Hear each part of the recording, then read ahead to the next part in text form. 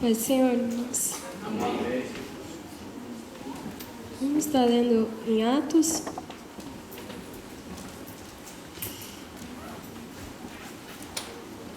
No capítulo 1, versículo 8. Atos 1, 8.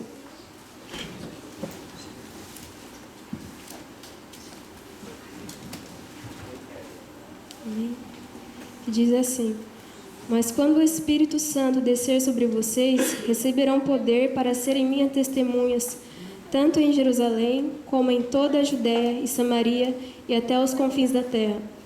Aqui, como já foi lido na leitura oficial, né, que essa foi uma promessa, né, que Jesus fez, que os discípulos ficassem em Jerusalém, e aqui o presbítero até mencionou, né, que aqui é a nossa Jerusalém, né, a casa de Deus, é o lugar onde nós devemos permanecer até que a gente seja revestido de poder. E hoje de manhã eu estava orando, né, e o Espírito Santo começou a falar algo no meu coração, né, me conduzir, né, em oração, me ajudando a orar. E o Espírito Santo, eu comecei a orar assim: Senhor, tira as escamas dos meus olhos e me ajuda a perceber o lugar onde eu estou.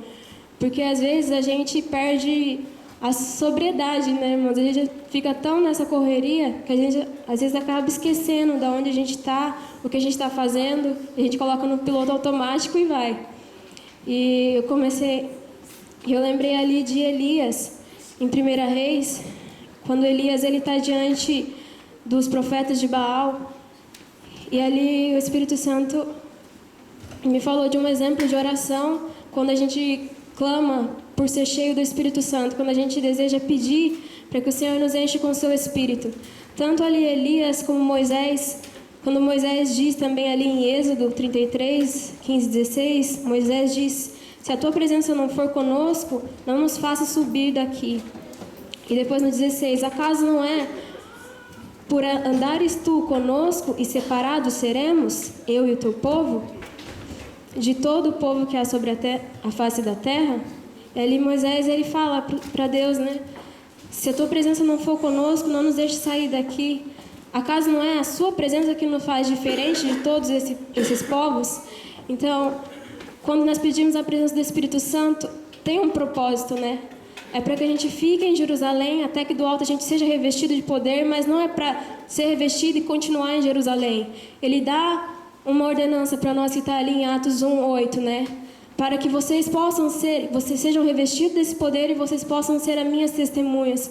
E a presença do Senhor, então, o Espírito Santo falou comigo nessa manhã de duas orações que a gente deve fazer, né, quando a gente pede para ser cheio do Espírito Santo. É essa de Moisés, que quando nós pedimos, porque ali Moisés ele fala: se a tua presença não for conosco, não nos deixes subir deste lugar. E assim somos nós: se a tua presença não for comigo, não me deixa falar nada, Senhor. Se a tua presença não for comigo, não me deixe cantar, Senhor.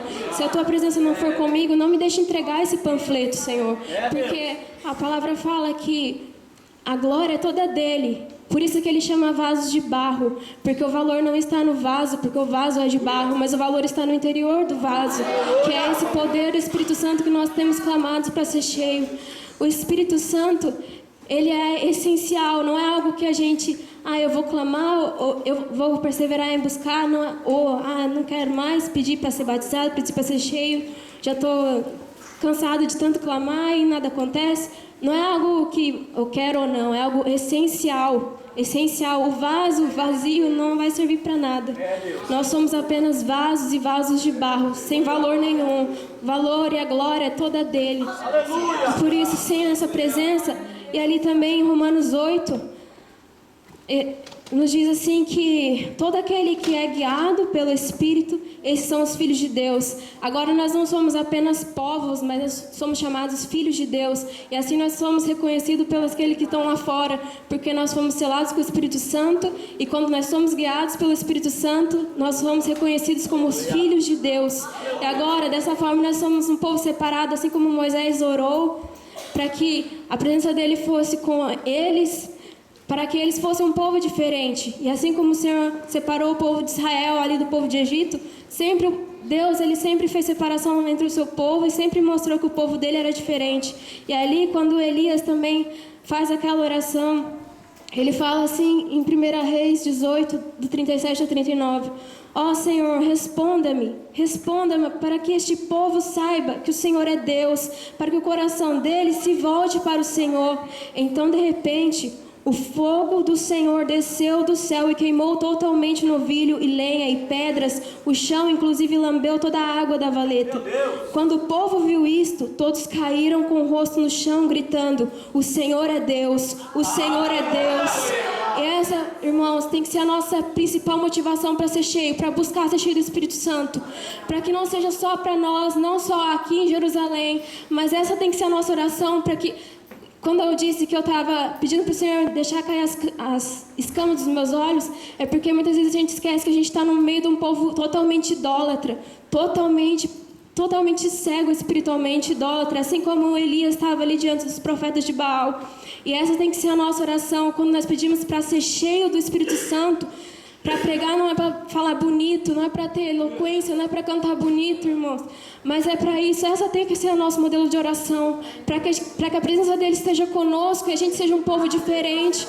E para que o Espírito Santo possa descer, derramar assim o seu fogo sobre o nosso altar, que é o nosso coração. Mas que não seja só para nós, não seja só para derramar, passar de vaso para vaso, mas tem muitas pessoas que estão ainda sem forma lá, tem muito barro sem forma lá fora, que precisa desse fogo, e essa tem que ser o desejo do nosso coração, quando nós oramos para ser cheios, irmão.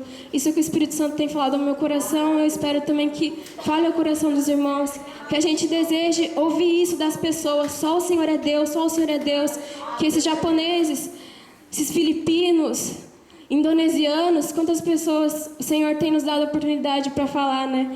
Mas como diz aquela frase bem conhecida, né?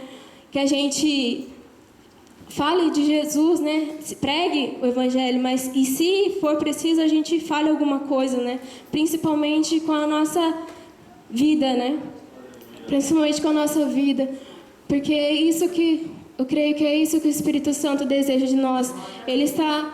A Bíblia lá fala em Atos também, se eu não me engano, no capítulo 17, fala que quando Paulo e Silas chegaram em Tessalônica, o povo começou a clamar. Esse povo que estão causando alvoroço em todo lugar chegaram aqui também. Eles chegavam a irritar as pessoas, porque eles eram cheios do Espírito Santo.